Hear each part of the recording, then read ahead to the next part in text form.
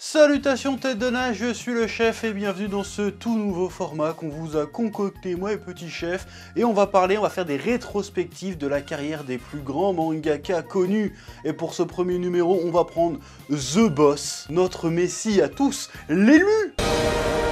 On va bien sûr parler d'Akira Toriyama. Sama, ouais je rajoute le Sama, je le respecte quelque part. Ouais. Mais avant de commencer, vous allez aller nous follow sur Instagram, TikTok, Twitter et Twitch, bien évidemment. Et tu mets ton pouce bleu, mais oui. Et si vous êtes intéressé par la pop culture en général, on vous invite à nous suivre sur notre seconde chaîne, Spatule Bros. On décortique l'actualité, on réagit, c'est trop bien. Ouais. Bref, c'est parti pour la petite rétrospective de la carrière de mangaka d'Akira Toriyama. Alors attention, on précise tout de suite, cette rétrospective ne va pas être exhaustive, on va prendre juste les moments vraiment marquants de sa carrière. Ouais. Donc on va pas forcément parler de sa carrière hors manga, on sait très bien qu'il a été chara designer pour de nombreux jeux vidéo, mais comme c'est pas vraiment du manga, on va pas vraiment en parler. Ouais.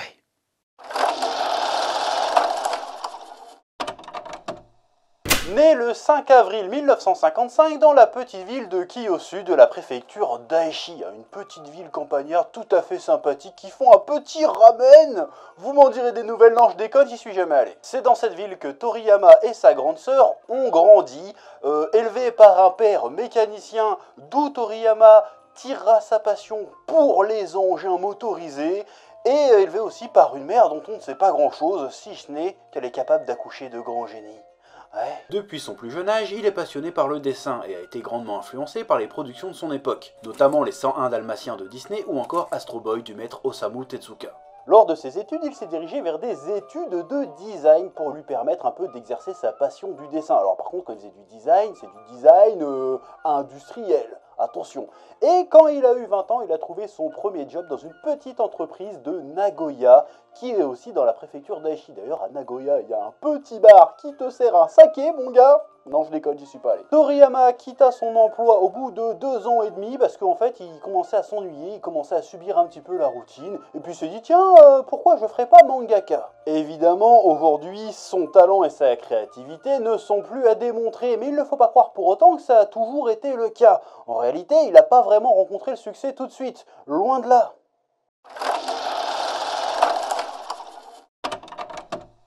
En 1977, la plus grande maison d'édition du Japon, la Shueisha, organise un concours, le Monthly Young Jump Award. Ce genre d'événements sont assez fréquents au Japon, c'est des petits concours organisés pour dénicher les talents de demain et les futures licences à succès.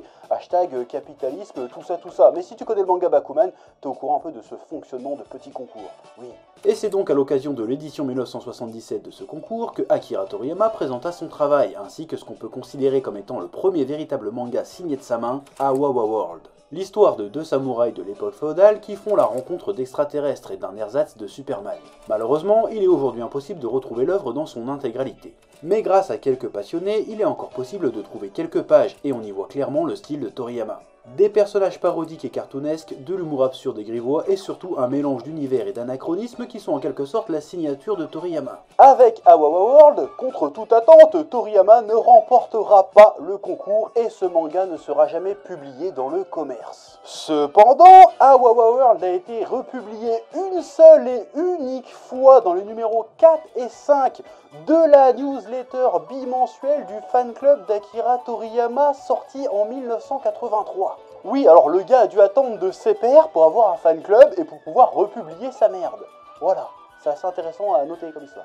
Certaines pages originales de l'œuvre ont été exposées à l'occasion de l'exposition Akira Toriyama Exhibition qui a fait le tour du Japon dans les années 90. Suite à cet échec, il a retenté le concours l'année suivante en 1978 auquel il a présenté son manga Mysterious Rain-Jack. Un manga encore une fois humoristique qui se présentait comme une parodie du Star Wars de George Lucas. Mysterious Rain-Jack fut disqualifié du concours à cause de son statut de parodie, provoquant la crainte d'une violation des droits d'auteur.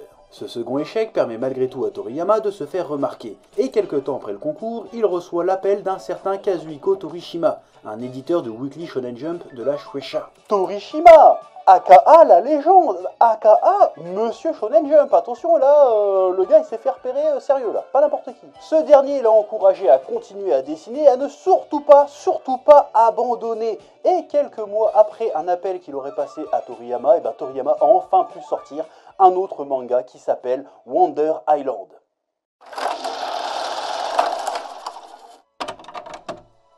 Grâce à l'appui de Torishima, Wonder Island a été publié dans le numéro 52 du Weekly Shonen Jump paru en novembre 1978. Et nous raconte l'histoire d'un pilote kamikaze de la Seconde Guerre mondiale qui se retrouve après un crash sur une île paumée peuplée de gens chelous. Il tente désespérément de rentrer au Japon, mais il fait la rencontre de P-Man, un espèce de Tarzan avec des lunettes de soleil et des super pouvoirs. Ce dernier essaye de l'aider, mais il finit juste par provoquer des catastrophes jusqu'à finir par la transformation du pauvre pilote en volaille.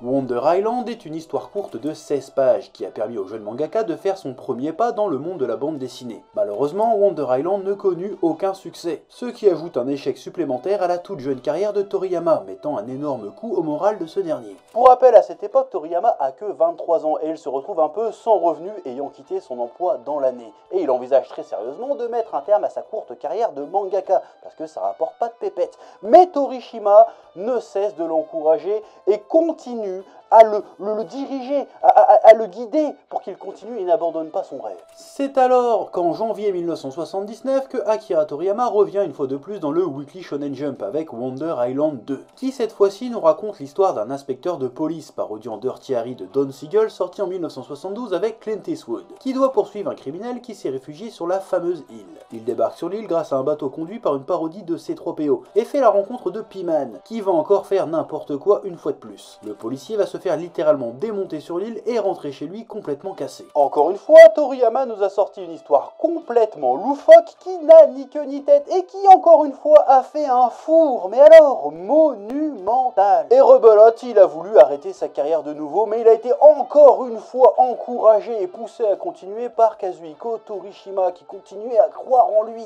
Il a d'ailleurs avoué dans les pages bonus de son recueil d'histoires courtes numéro 1 avoir envoyé plus de 500 pages à l'époque à la Shueisha, 500 pages qui ont toutes été refusées.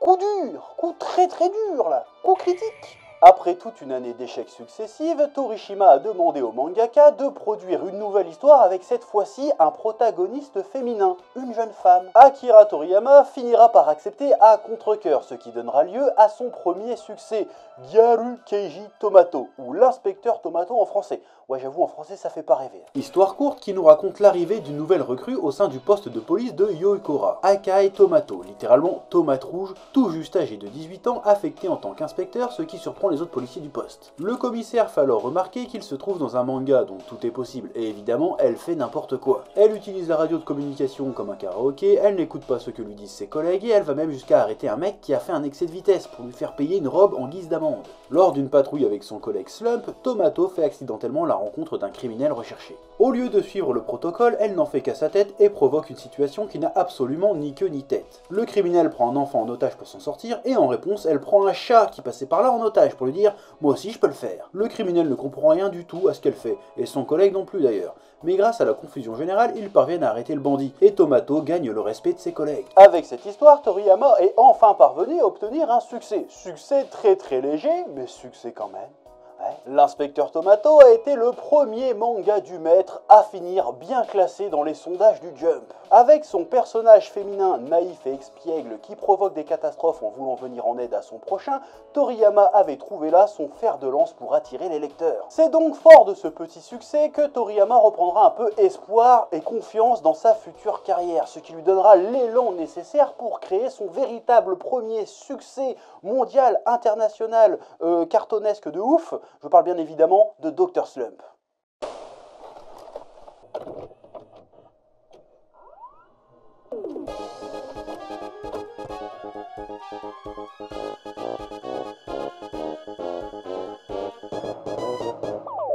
En janvier 1980, sortait dans les pages du Weekly Shonen Jump le premier chapitre du manga qui fera décoller sa carrière, Dr. Slump. Paru dans le Weekly Shonen Jump de 1980 à 1984, le manga nous raconte l'histoire du docteur Senbei Norimaki, surnommé Dr. Slump, un inventeur de génie qui passe son temps à créer des inventions à la fois extraordinaires et farfelues. Il crée absolument tout ce qui lui passe par la tête, des lunettes pour voir les êtres vivants tout nus, une machine à voyager dans le temps ou encore un avion propulsé au cola. Un jour, il se lance dans la création d'un gynoïde de jeune fille de 13 ans, et il décide de l'intégrer dans son village en la présentant comme sa petite sœur Harale. Il essaye de lui apprendre à bien se comporter en société, mais cette dernière est dotée d'une puissance démentielle et fait n'importe quoi avec. Elle court tellement vite et est tellement résistante qu'elle percute des voitures et les réduit en pièces. Elle saute tellement haut qu'elle éclate des avions en plein vol, et elle est tellement forte que quand elle botte le cul des méchants, ils décollent tellement loin qu'ils atterrissent au beau milieu de l'Afrique. Pour la faire passer pour une petite fille normale, le Dr Slump décide donc de l'inscrire à l'école. De par sa méconnaissance de la vie humaine, Harale est complètement naïve et prête à croire n'importe quoi. Voir son ami Akane lui fait croire que boire du saké lui fera avoir des gros seins, alors elle s'enfile le cul avec une bouteille. À force de regarder la télé, elle est persuadée que les lézards deviennent aussi gros que Godzilla à l'âge adulte. Sa naïveté donne lieu à des situations qui n'ont absolument aucun sens, et c'est ce ton décalé et parodique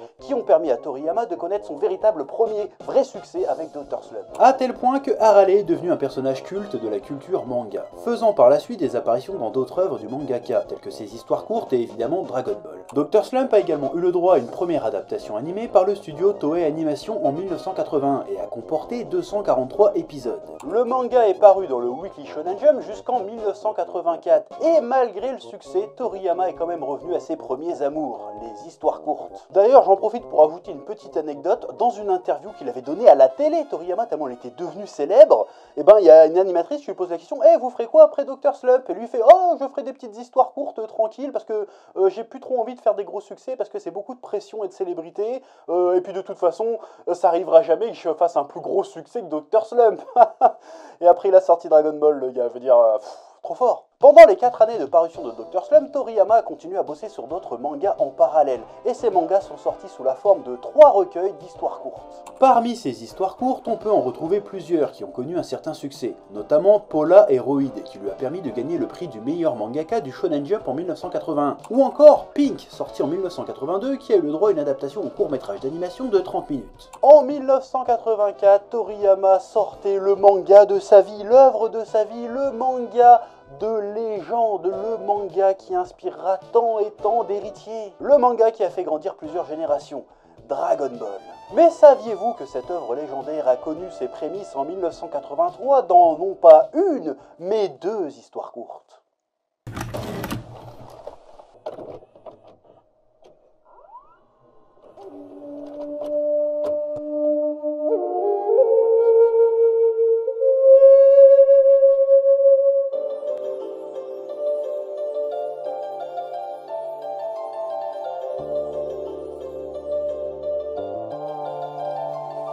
En réalité, Dragon Ball reprend des éléments récurrents d'à peu près toutes les histoires courtes de Toriyama. On peut prendre l'exemple de Cashman, le super-héros qui vous sauve la vie en échange de quelques sous, qui peut être largement considéré comme le prototype de celui qui deviendra bien des années plus tard le célèbre Grid Saiyan Man. Avec la dégaine de Power Rangers, les répliques de justiciers accompagnées de chorégraphies pourries, tout est là. Et si on compare la personnalité des différents personnages de Dragon Ball, on peut s'amuser à trouver des similitudes. Par exemple, on peut retrouver un peu de Yamcha dans le personnage de Roid, du manga Paula et Roid, et également le héros du manga Madmatic. Et ces similitudes ne concernent pas que les personnages, mais aussi certaines mises en scène. Tout le monde se souvient de la scène où Yamcha voit par accident Bulma qui prend sa douche. Et bien cette scène, on la retrouve dans un paquet des histoires courtes de Toriyama. Dans Shobit, Pink, Dragon Boy, les aventures de Tongpu, et c'est même un gag récurrent du manga Go-Go Hackman. Ça se demandait si Toriyama serait pas un petit peu voyeuriste sur les bords, avec une préférence pour les jeunes femmes qui prennent leur douche.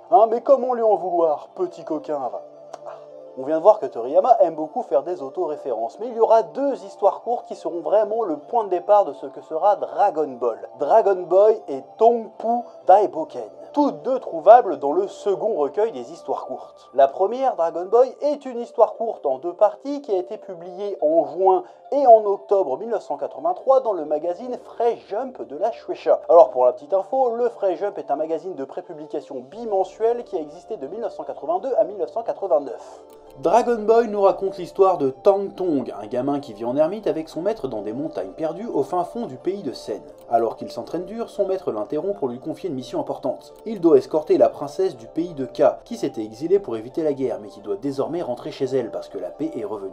Pour l'aider dans sa quête, son maître lui confie une boule de cristal. Il la présente comme étant un trésor ancestral du dragon Long Pao, et lui dit que s'il est en danger, il n'aura qu'à concentrer son énergie dans la boule pour y faire apparaître un dragon. Tang Tong et la princesse partent donc pour un long voyage qui leur fera faire tout un tas de rencontres. Un jour, la princesse demande à Tang Tong s'il a des parents. Ce dernier répond qu'il a été abandonné parce qu'il est un monstre. Il est né avec une paire d'ailes dans le dos, c'est pour cette raison qu'il vit à l'écart de la société en n'ayant été élevé que par son maître. De ce fait, il est totalement inculte et naïf, la princesse est d'ailleurs la toute première femme qu'il rencontre. Et là on commence déjà à voir les similitudes avec les débuts des aventures de Son Goku, mais ça ne s'arrête pas là. Lors de leur voyage, ils font la rencontre d'un monstre qui ressemble à un dinosaure et qui veut bouffer la princesse. Ils font la rencontre aussi d'un chat métamorphe qui se sert de son pouvoir pour faire des sales coups, et un robot tueur tout usé avec un crâne de xénomorphe. Tous ces événements-là ont leur équivalence dans les premiers volumes de Dragon Ball. Le ptérodactyle qui kidnappe Bulma dans le tome 1, les premières rencontres avec Olong et Plume, et le robot pirate de la base sous-marine de l'arc du ruban rouge. Et la liste des ressemblances et inspirations pourrait continuer, mais vous avez compris l'idée. Ouais.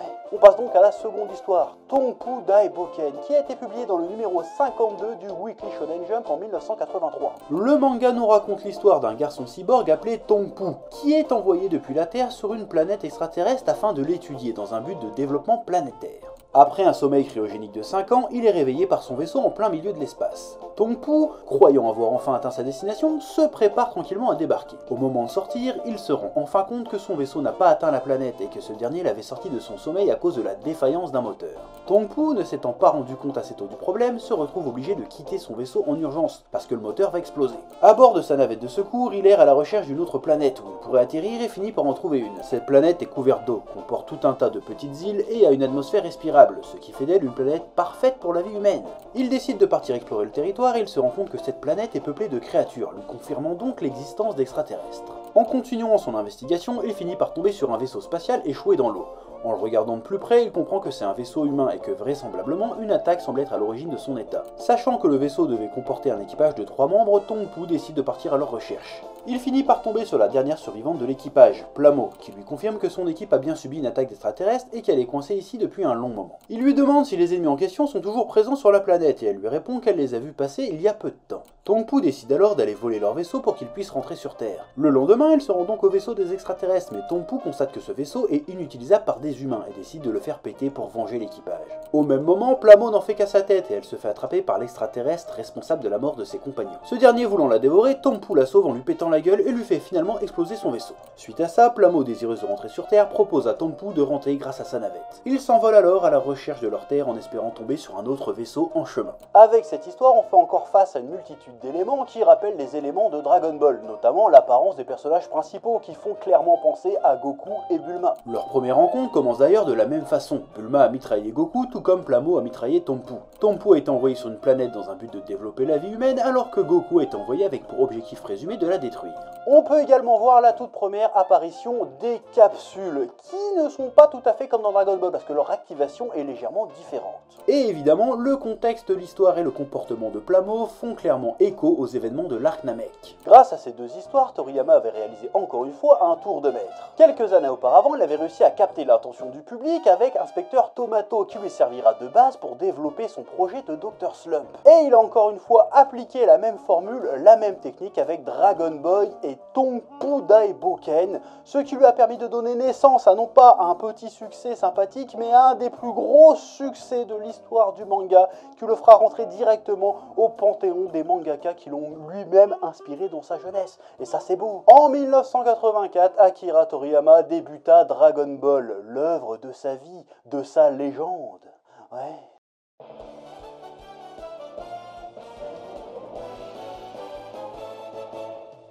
Dragon Ball a été publié dans le Weekly Shonen Jump de 1984 à 1995.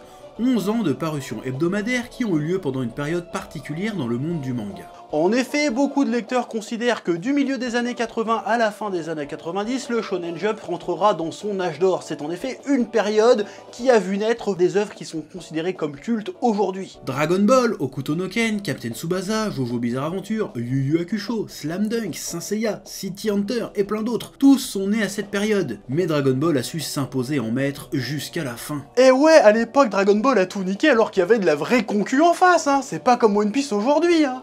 Bing bing. Je ne vous ferai pas l'affront ici de vous résumer l'histoire de Dragon Ball, et évidemment Dragon Ball n'a pas été sa dernière œuvre, loin de là. En parallèle de sa parution, Toriyama a continué à nous écrire des histoires courtes, dont la plupart ont été publiées et compilées en volumes reliés. Il a également participé à la création d'une des plus grandes licences de JRPG, Dragon Quest. Et il a réalisé diverses collaborations, notamment avec Masakazu Katsura, créateur du manga Z-Man, dans un autre recueil d'histoires courtes qui s'insère dans ce que Toriyama a baptisé comme étant la saga de la patrouille galactique, Galactique, qui comporte également le one-shot dédié à Jaco le patrouilleur galactique, que l'on peut retrouver dans Dragon Ball Super. Je pense vous avoir suffisamment parlé de la carrière du maître. Alors bien sûr, il y a des événements de sa vie qu'on a passés sous silence, que c'était pas forcément très intéressant d'en parler, genre que son fils il s'appelle Sasuke, bon on s'en bat les couilles. C'est pourquoi je vous invite à vous intéresser à la carrière de ce mangaka exceptionnel, en complétant cette vidéo en faisant vos propres recherches. Oui. Akira Toriyama a, grâce à ses œuvres, inspiré énormément de grandes œuvres comme Naruto et tant d'autres et a fait rêver des millions de gamins à travers le monde. Qui n'a jamais tenté de faire un Kamehameha ou de se transformer en Super Saiyan? Bon, personnellement, ça fait plus de 20 ans que j'essaie et j'ai jamais réussi, mais c'est pas grave parce que mes enfants tenteront l'expérience.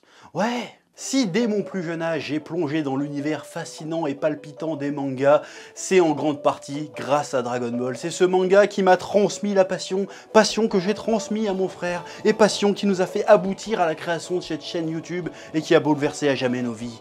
Et ta vie aussi, parce que je sais que de lire cette chaîne, regarder cette chaîne, ça a changé ta vie. Ouais, on est des guides quelque part, des guides de la passion. Et c'est pour ça que je remercierai jamais assez le grand Toriyama-sama de nous avoir offert ce chef-d'œuvre qu'est Dragon Ball. Dragon Ball, c'est la vie. C'est beau, putain. Ouais. Bon après, c'est pas pour autant qu'on va laisser passer Dragon Ball Super, sale bâtard. On sait où t'habites, on va te péter, Toto, on va te péter. Non, je déconne, c'est de l'humour, Mais fais gaffe quand même.